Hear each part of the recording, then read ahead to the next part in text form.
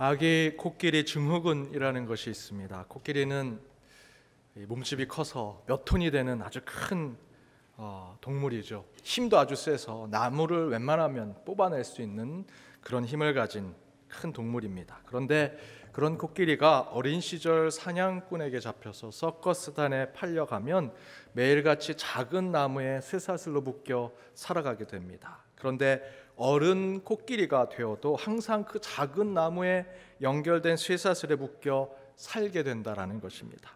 어른이 된 코끼리는 나무를 뽑을 수 있는 큰 힘을 가지고 있음에도 불구하고 그 코끼리는 어린 시절 자신을 항상 묶어놓았던 그 나무, 그 쇠사슬에 항상 묶여서 그의 몸뿐만 아니라 정신까지 묶여서 그 나무를 뽑아낼 수 있음에도 불구하고 그렇지 못한 채 항상 그 작은 나무 쇠사슬에 묶여 평생을 살게 된다라는 것입니다. 이것이 바로 아기 코끼리의 증후군이라는 것입니다.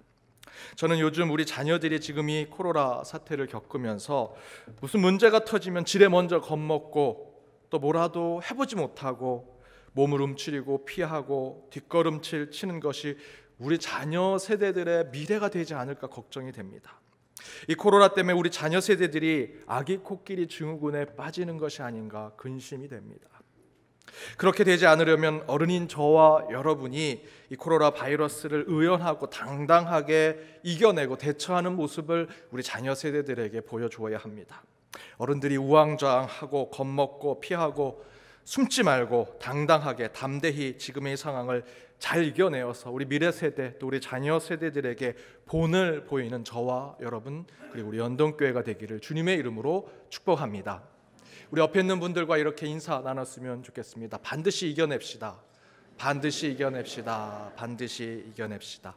저와 여러분을 위해 교회를 위해서뿐만 아니라 우리 자녀 세대를 위해서도 반드시 코로나19를 이겨내는 저와 여러분 모두가 되기를 바랍니다. 마태복음의 말씀 26번째 고통의 침상을 들고 일어나라 라는 말씀의 제목으로 함께 나눠보고자 합니다. 한 제자가 지혜 스승을 찾아갔습니다. 그리고 이렇게 얘기합니다. 스승님, 제가 기도할 때마다 집중을 하지 못합니다. 기도가 잘 되지 않습니다. 어떻게 해야 합니까? 그러자 스승이 이런 질문을 묻습니다. 네가 가장 사랑하는 자가 누구냐? 그러자 이 제자가 얘기합니다. 제 막내딸을 정말로 사랑합니다. 그러자 스승이 이렇게 얘기합니다. 그럼 기도할 때 그 막내딸을 생각하면서 기도해라. 우리가 이 이야기를 들으면요, 아니 기도의 대상은 하나님이신데 왜 막내딸을 두고 막내딸을 생각하며 기도하라고 하셨을까? 정말 제대로 된 기도의 지혜를 주어야지 기도의 대상인 하나님에 대한 얘기는 안 하고 막내딸을 사랑하니 막내딸을 생각하면서 기도하라? 잘못된 가르침이 아닌가? 라고 생각합니다. 그런데 기도 훈련, 영성 훈련을 하시는 분들은 이 기도에 대한 예화가 기도에 참된 교훈을 주고 있다라고 이야기합니다. 그렇다면 이 이야기에서 주는 기도에 대한 참된 교훈은 무엇일까? 그 교훈은 기도에 집중하지 못하는 것은 내 기도의 대상인 하나님을 내 막내딸보다도 사랑하지 않는 나의 문제라는 것이지요. 그 스승의 충고는 기도의 대상인 하나님을 진정으로 사랑하지 않기 때문에 기도에 집중하지 못하고 기도에 빠져들지 못하고 있다라는 것입니다. 내 기도의 대상이 하나님이면 그분을 사랑해야 되는데 너가 정말 누구를 사랑하느냐? 막내딸을 사랑하는데 그 막내딸만큼만도 하나님을 사랑하지 못하니 기도가 안 된다라는 것입니다. 기도는 하나님과의 대화입니다. 그런데 그 하나님을 사랑하고 신뢰하고 기대하지 않으면서 어떻게 기도에 깊이 들어갈 수 있느냐라는 것입니다. 하나님께 기도하는 것이 중요한 만큼이나 기도 안에서 기도의 대상을 내가 얼만큼 사랑하느냐도 중요합니다. 그 하나님, 내 기도의 대상인 하나님과 사랑하고 신뢰를 갖고 기대를 갖는 관계성을 만들어내는 것이 중요하다는 이야기지요. 그러니까 기도를 비롯해서 모든 신앙의 삶에 중요한 것은 신앙의 삶 그 자체도 중요하지만 그 신앙의 대상이 된 하나님과 내가 어떤 관계를 가지고 있느냐, 그것도 굉장히 중요합니다.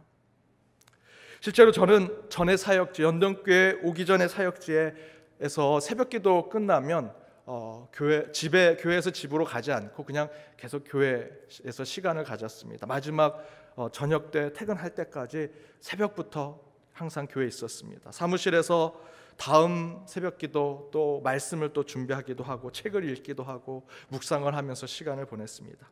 때때로 그걸 아시는 성도님들께서 아침을 같이 먹자고 초대해 주시기도 하시고, 한 권사님은 패스트푸드점의 햄버거 집에서 아침 식사, 미국식 아침 식사가 있는 것을 사다서 갖다 주기도 하셨습니다. 그런데 그 권사님께서 매주 목요일마다 이 맥도날드 햄버거 같은 그런 아침 식사, 미국식 브렉퍼스트를 사가지고 이렇게 봉지에 달아서 교회 현관문에 걸어놓고 저한테 문자를 보내십니다. 목사님, 오늘도 아침 놓고 갑니다. 그럼 제가 문자를 받고 그 아침을 가져와서 먹곤 했습니다. 근데 이분이 일제시대 때 아주 신여성이셨습니다. 아주 똑똑하고 공부도 많이 하셨던 권사님이셨는데, 항상 메모를 제 아침 식사에다가 해놓고 메모를 넣고 가시는데, 이 신여성이셔서 한자를 그렇게 쓰십니다. 목사님, 기체후 일양 망강하십시오. 이게 도대체 무슨 말인가? 제가 미국에서 영어 공부하러 와서 영어 사전만 가자는데 5편 새로 사가지고 제가 그 메모를 해석하곤 했었습니다. 그런데 그 권사님이 매주 사주시는 그 맥도날드 아침 식사였지만, 물론 패스트푸드에서 나오는 음식이었지만 제게는 그 아침이 너무나 맛있었습니다. 그 목요일 새벽이 항상 기다려졌습니다. 그래서 제가 연동교회 막 와서 그때 그 권사님이 사주셨던 그 맥도날드 아침 식사를 생각하고 하루는 새벽 기도가 끝나고 혼자 맥도날드에 찾아갔더니 그 아침 메뉴가 있는 겁니다. 그리고 그것을 제가 사가지고 먹는데 너무 맛이 없습니다. 왜 그럴까? 미국과 한국의 음식의 차이도 있겠지만 제가 느끼고 제가 생각하는 것은 누가 그것을 사주셨는가, 누가 어떤 마음으로 그것을 대접해 주셨는가에 따라서 그 음식 맛이 달라지더라라는 것이죠. 그런데 안타깝게도 항상 그 아침을 챙겨주셨던 그 권사님이 알츠하이머 병에 걸리셨습니다. 제가 5년 사역할 때 3년 정도 항상 목요일마다 챙겨주셨는데 2년 동안 아프셨습니다. 제가 이 미국에서 한국으로 오게 돼서 연동교회 오게 될 때 같이 식사하면서 이야기하면서 권사님께 저 아침 새벽마다 아침 해주신 거 고마웠어요 권사님. 근데 하나도 기억을 못 하시더라고요. 그래도 저는 항상 그 권사님이 베푸신 사랑, 그 사랑의 맛을 항상 기억하고자 합니다. 아무튼 여러분, 기도의 대상을 사랑하지 않으면 기도는 의미가 없는 겁니다. 음식도 어떤 마음으로 준비하고 차려내느냐에 따라서 음식의 맛이 달라지는데, 기도도 기도의 대상이 된 그 사람을 사랑하지 않으면서 기도한다라는 것은 말이 안 되지요. 그런데 여러분, 그 외에 다른 신앙의 삶은 다를까요? 찬양하는 것도, 구제하는 것도, 찬양의 대상, 구제의 대상, 내가 사랑하지 않으면서 그에게 마음을 품고 있지 않으면서 억지로 한다면 그건 그런 신앙의 모습은 아니라 율법에 따라서 하는 것이고, 내가 어떤 보상과 대가를 바라서 하는 종교의 행위에 불과할 것입니다. 여러분, 그럼 그 반대는 어떨까요? 우리 인간이 하나님을 향하는 신앙, 그 신앙의 모습과 함께 그 반대로 하나님이 우리를 향해 주시는 그 마음은 서로 다를까? 저는 다르지 않다고 생각합니다. 우리가 하나님을 향하는 신앙에 있어서 하나님과의 관계를 먼저 생각하고, 내 기도의 대상인 하나님을 더 사랑하고, 내 찬양의 대상인 하나님을 좀 더 마음에 품고자 어떻게 하면 그 신앙을 지켜내고자 하는 것처럼, 우리 주님께서도 우리에게 주시는 사랑, 우리에게 베푸시는 긍휼과 자비, 우리에게 주시는 은혜와 그 은총, 그런 하나님이 우리에게 주시는 그 마음도 우리가 하나님을 향해서 하는 그 관계와 똑같이 하나님도 그렇게 마음을 품으신다는 거죠. 기도할 때 내가 기도하는 대상이 하나님을 사랑하는 것처럼, 그 기도를 받으시는 우리 하나님도 내게 기도하는 그 자녀의 모습, 그 하나님의 사람의 모습 가운데 그를 사랑함으로 기도를 받으시지 않겠습니까? 그 이야기는 곧 우리 예수님도 우리를 치유하고 구원하고 회복시키기 위해서 우리 인간과의 관계를 늘 회복하길 원하신다라는 것입니다. 우리가 생각할 때는 하나님이 명령하고 지시하고 마음대로 하면 치유가 이루어지고 회복이 이루어지고 구원이 이루어질 것 같습니다. 그러나 그렇지 않다라는 거죠. 우리 예수님도 우리를 치유하기 위해서, 우리를 회복시키기 위해서, 우리를 구원하기 위해서 우리 인간과의 적절한 관계, 온전한 관계를 늘 만들길 원하신다라는 겁니다. 그렇게 하지 않으셔도 되는데 우리 예수님은 우리 인간과 똑같은 눈높이를 가지셔서 우리와 관계하기를 원하신다는 거죠. 오늘 본문이 바로 그것을 증거하는 말씀입니다. 예수님께서 중풍병자를 고치시는 이야기가 나옵니다. 그런데 예수님에 관련된 서술어, 예수님의 주어로 있는 동사를 여러분 한번 체크해서 읽어보십시오. 1절에 예수님이 이르시니 어디에 다가가셨다라는 겁니다. 그리고 2절에 보면 데리고 왔다라고 하는 표현은 예수님께서 누군가를 보게 되셨다라는 거죠. 2절 중간에 보면 보셨다, 그들의 믿음을 보셨다, 그들의 마음을 읽었다라는 것입니다. 그리고 2절 뒷부분에 보면 이르시되 말씀하셨습니다. 그리고 2절 마지막에 선포하십니다. 안심하라, 내가 죄사함을 받았느니라. 지금 이렇게 짧은 이 두 구절의 말씀에 걸쳐서 예수님이 행동하시고 움직이시는 서술어의 흐름이 예수님께서 고치시고자 하는 중풍병자에게 조금씩 다가가시는 모습을 영적으로 보여주고 있습니다. 먼저 병자에게 다가가시죠. 그리고 그 병자를 눈으로 보십니다. 그리고 나서 말씀하십니다. 그리고 그 말씀은 그 중풍병자의 내면 깊은 곳을 향하는 치유의 말씀을 선포하고 있습니다. 작은 자야 안심하라, 내 죄사함을 받았느니라. 이렇게 예수님께서 병자, 아픈 자를 고치시기 위해 무슨 마술사처럼, 사이비 교주처럼 대단한 퍼포먼스나 쇼맨십을 가지고 병을 고치지 않으십니다. 예수님은 철저히 병을 고쳐야 할 그 대상을 아주 조금씩 알아가십니다. 조금씩 그에게 다가가십니다. 조금씩 치유로 나아가게 하십니다. 저는 이 말씀을 깨닫고 흥분을 가라앉힐 수 없었습니다. 사실 저는 그동안에 교회에서 하는 신유 집회, 치유 집회에 잘못된 부흥 강사들의 병 고치는 퍼포먼스, 쇼맨십, 그런 것들로 하나님 나라의 치유가 이곳에서 이루어지는 것이라 생각했습니다. 그런데 성경은요, 예수님의 치유는 무슨 이벤트나 쇼맨십으로 이루어지는 것이 아니라고 증거합니다. 예수님은 진정한 병고침을 위해서 철저하게 아픈 자들에게 다가가십니다. 그들의 고통, 그들의 아픔을 알아가고자, 그들에게 더욱더 가까이 가시고자 노력하시는 분이십니다. 예수님의 치유는 절대로 쇼나 특별한 행사가 아닙니다. 유튜브 방송거리가 될 그런 사건들이 아닙니다. 오늘 말씀처럼 아픈 자, 병자를 알아가고 만나가며 회복시키는 과정이지, 예수님의 능력을 자랑하고 세상에 뽐내는 그런 쇼맨십이 아니라는 것입니다. 그래서 예수님은 병자를 고치시고 난 후에 고침받은 자들에게 아무에게도 알리지 마라. 너 병 고친 대로 그대로 집으로 가라. 너 제사장에게 그 몸을 보이고 집으로 가라. 이렇게 말씀하시지요. 왜 그러셨을까? 예수님에게서 치유는 치유받을 사람 사이의 영적인 관계지 세상 사람들에게 보이려고 하는 어떤 쇼가 아니기 때문입니다. 병자와 예수님과의 영적인 만남, 영적인 회복의 과정이지 그것을 세상에 떠벌리려고 했던 것이 아니기 때문에 사람들에게 알리거나 쇼를 보이거나 퍼포먼스를 하려는 것이 아니었다는 것입니다. 그래서 예수님은 아픈 자를 고치실 때 쇼맨십을 하지 않으셨습니다. 항상 병자에게 다가가는 과정이 있었습니다. 스토리를 가지고 있었습니다. 그냥 짠 하고 나타나서 치유하시는 것이 아니라 아픈 자들을 고치시고 회복시키는 영적인 과정을 겪으셨고, 예수님과 병자 사이에 특별한 힐링 스토리를 예수님과 환우 사이에 갖게 되었습니다. 그냥 특별히 쇼맨십하는 치유 사역하는 분들이 그저 손만 올리면 치유가 이루어지고 지금 치유받았다고 앞에 나와서 간증하고 그렇게 하지 않으십니다. 우리 주님은 아픈 자를 만나시고요, 그의 얘기를 들어주시고 그의 눈물을 닦아주시고 그의 심령에 조금씩 가까이 가시고자 하는 것으로 치유의 스토리를 만들어내신다라는 겁니다. 사랑하는 여러분, 특별히 육신의 질병과 마음의 아픔 가운데 이곳에 오신 성도 여러분, 여러분은 여러분을 치유하시기 위해 오늘 중풍병자에게 조금씩 다가오셨던 것처럼 여러분에게도 우리 주님은 분명히 다가가실 것입니다.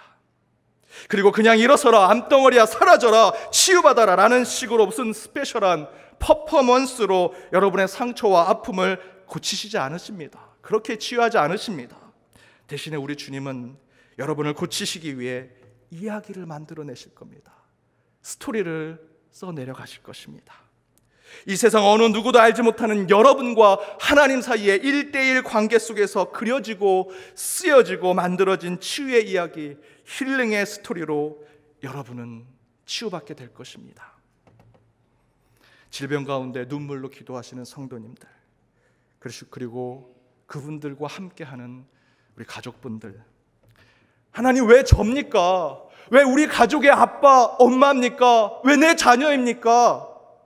왜 이렇게 좋은 일이 있는데, 회사가 잘 되고 있는데, 내 자녀들이 이제 곧 대학 가고 취직하려고 좋은 시기를 가졌는데 왜 제게 암을 주셨습니까? 왜 제게 이런 질병을 주셨습니까? 이런 고통을 주셨습니까?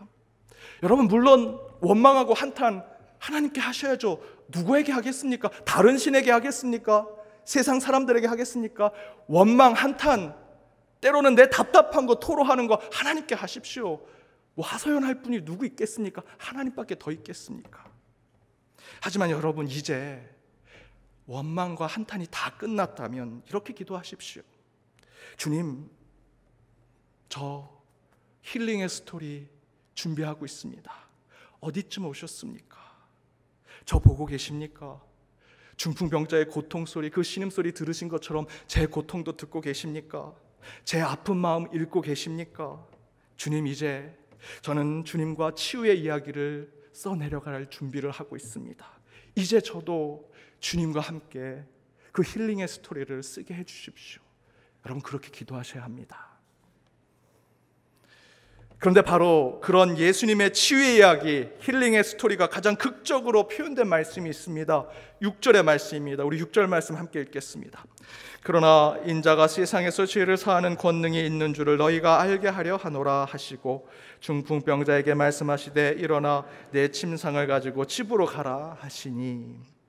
이 6절의 말씀이 어떻게 나왔습니까? 예수님께서 중풍병자를 고치시기 위해서 힐링의 스토리, 치유의 과정을 통해 그에게 다가가시죠. 동네에 들어가십니다. 중풍병자의 친구들이 예수님 앞에 그 병자를 데리고 오죠. 그걸 보십니다. 그리고 그들의 마음을 읽으시고 말씀하십니다. 안심하라, 죄 사함을 받아라. 예수님은 단순히 안심해라, 너 치유받아라, 아프지 마라, 내 몸속에 아픈 것이 사라져라 라고 치유의 사역을 하지 않으셨습니다. 그의 아픔, 그의 고통을 같이 보고 느끼고 경험하시고 영적으로 판단하시면서 힐링의 스토리 가운데 중풍병자를 고치려고 하셨습니다. 그리고 마지막에 그 중풍병자에게 가장 필요한 치유의 선포를 하십니다. 안심해라, 내가 죄사함을 받았느니라. 너는 내가 손만 얹으면 치유받게 된다. 너는 내가 선포만 하면 회복된다 라고 하지 않으십니다. 죄사함을 받았느니라. 그런데 한 서기관이 그런 예수님께서 보여주신 치유의 과정, 힐링의 프로세스는 제대로 알지 못한 채 그저 마지막 예수님께서 선포하신 치유의 말씀만 듣고 이렇게 생각합니다. 3절에 이 사람이 신성을 모독했다. 여러분, 지금 서기관이 3절에서 예수님의 치유의 과정, 치유의 사역을 보고 신성모독이다 라고 하는 표현이 무엇과 비슷한지 아십니까? 신학적으로 어렵게 설명할 수 있지만 좀 더 쉽게 제가 우리의 상황에 맞게 설명해 드리겠습니다. 우리 교회 부엌에서 권사님들, 집사님들이 우리 천여 명의 성도님들 대접하려고 며칠 수고하면서 국 끓이고 반찬 만들고 열심히 음식을 준비해서 주일날 그 음식을 내어놓았는데 장로 한 명이 와서 국 한 숟가락 떠먹고 이렇게 얘기하는 겁니다. 왜 이렇게 맛없어? 여러분, 1부 때 2부 때처럼 웃지를 않으시네요. 왜 그런지 저는 압니다. 장로라고 했거든요. 목사라고 했으면 여러분 웃으실 텐데. 여러분, 솔직히 넥타이 매고 양복 쫙 차려입고 좋은 자리에 앉아서 성도들하고 인사하는 직분자들, 목사, 장로, 교회 부엌에서 우리 권사님, 집사님들 얼마나 고생하시면서 성도들의 식사를 준비하는 것, 뭘 저희가 알고 있겠습니까? 그저 겸손하게 주는 대로 맛있게 먹으면 되는데 꼭 그런 분들 가운데 내가 목사라고, 내가 장로라고, 내가 식당 밥 짬밥만 몇십 년이라고 그러면서 국 한 그릇 떠먹고 맛없다, 별로다. 주일 식사는 신학적으로 주일에는 이런 밥만 먹어야 돼 라고 얘기하는 목회자들이 있습니다. 우리 장로님들 가운데는 내 위기에 보면 이런 음식은 먹으면 안 돼 라고 하면서 그렇게 힘들게 준비한 주일밥을 뭐라고 탓하고 나 때는 말이야 라고 얘기하시는 분들이 있죠. 바로 그런 모습으로 서기관이 예수님의 사역을 지금 얘기하고 있는 것입니다. 이 말씀의 해석은 간단합니다. 하나님의 나라의 사역을 이 땅의 율법과 잘못된 신학으로 정죄하고 비판하고 재단하고 있는 것입니다. 신성모독이요? 왜 예수님께서 병고침을 받으라고 선포하는 대신에 죄사함을 받으라는 표현으로 치유 말씀을 하셨는지 이 서기관은 그 힐링의 스토리, 치유의 과정을 보지도 않았습니다. 그저 자신이 공부한 신학, 자신이 알고 있는 율법으로 판단하고 정죄하고 있는 것입니다. 그에 대해서 예수님께서 뭐라고 말씀하십니까? 4절에서 6절 함께 읽겠습니다. 예수님께서 그 생각을 하시고 이르시되 너희가 어찌하여 마음에 약한 생각을 하느냐? 내 죄사함을 받았느니라 하는 말과 일어나 걸어가라 하는 말 중에 어느 것이 쉽겠느냐? 그러나 인자가 세상에서 죄를 사하는 권능이 있는 줄을 너희가 알게 하려 하노라 하시고 중풍병자에게 말씀하시되 일어나 내 침상을 가지고 집으로 가라 하시니. 이 한 절 한 절 모든 말씀에 중요한 영적 의미가 있겠지만 저는 오늘 6절의 마지막 말씀 일어나 내 침상을 가지고 집으로 가라 하신 말씀을 통해 예수님의 힐링 스토리로 참된 치유가 무엇인지를 함께 나눠보고자 합니다. 그렇다면 먼저 왜 예수님은 중풍병자를 고치시는데 치유함을 받아라 라고 선포하지 아니하시고 서기관이나 다른 율법학자들의 오해를 갖게 죄사함을 받아라 라고 말씀하셨을까? 바로 그 답이 6절 뒷부분에 나옵니다. 일어나 내 침상을 가지고 집으로 가라 라는 이 치유의 선언 속에 영적으로 담겨져 있습니다. 여러분, 여기서 침상은 무엇을 상징하고 있습니까? 저는 오늘 본문에서 중풍병자가 누워 있었던 이 침상을 칼 구스타프 융의 그림자 이론으로 해석해 보고자 합니다. 여러분, 심리학, 정신분석학에는 프로이드가 있습니다. 프로이드는 우리 인간의 의식과 무의식을 통해서 이 무의식에 쌓여져 있는 것으로 인간의 성장하고 인격이 자라나는 것을 설명하려고 하죠. 그러다 보니까 환원주의에 빠집니다. 자꾸 무의식만 바라보고 인간의 삶을 설명하려고 하지요. 그러나 칼 융이라고 하는 학자는 그 무의식을 여러 개로 나눠서 보았습니다. 그 가운데 그림자, 내 자아를 뒤에서 비추고 있는 그림자를 통해서 무의식을 설명하려고 합니다. 그 그림자는 긍정적인 것도 있고 부정적인 것도 있습니다. 그러나 프로이드처럼 그 그림자를 그저 분석하는 것으로 그 사람의 삶을 이해하는 것이 아니라 그 부정적인 그림자가 곧 내 자아와 통합할 때 그 통합하는 과정을 통해서 우리의 인격, 우리 자아가 제대로 형성된다라고 얘기합니다. 그래서 이 칼 융은 우리 기독교 심리학에서, 기독교 상담에서 많이 차용하고 있습니다. 바로 그것이 얘기하는 그림자 이론으로 이 중풍병자의 침상을 한번 새롭게 바라보고자 합니다. 이 중풍병자의 침상은 곧 저희의 그림자죠.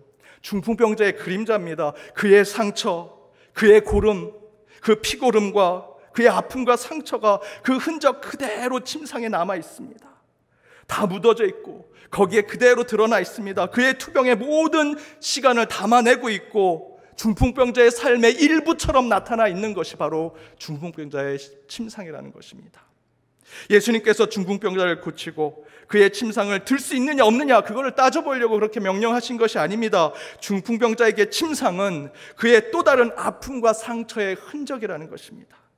중풍이라는 육신의 질병만이 아픔이 아니라 중풍 걸린 후 평생을 내 몸을 누이며 함께 왔던 그 침상, 거기에는 수많은 좌절과 절망과 때로는 하나님을 원망하고 불신하고 저주했던 내 악한 생각이 다 흔적처럼 남아져 있는 것. 그 침상에는 내 병상의 기록, 누구에게도 보이고 싶어 하지 않는 내 더러운 모습까지도 다 남겨져 있는 것이 바로 중풍병자의 침상입니다. 어쩌면 중풍병자에게 침상은 그의 병상 일기와 같고 숨기고 싶고, 만약에 내가 고침을 받는다면 내 몸만 고치고 침상은 저기에 불태워 버리고 싶은 것입니다. 그러나 그 아픔과 고통의 기록이지만 우리 예수님은 바로 그 고난과 상처의 흔적을 같이 들고 일어서 중풍병자의 육신과 마음과 영혼까지 다 고치기를 원하셨다는 것입니다. 병자인 나는 내가 숨기고 보이고 싶지 않은 내 상처, 내 피고름이 묻어있는 그 침상을 버리고 싶지만 우리 주님은 그 침상을 같이 들고 일어서라 라고 하시는 것으로 우리를 회복시키시고 치유시키십니다.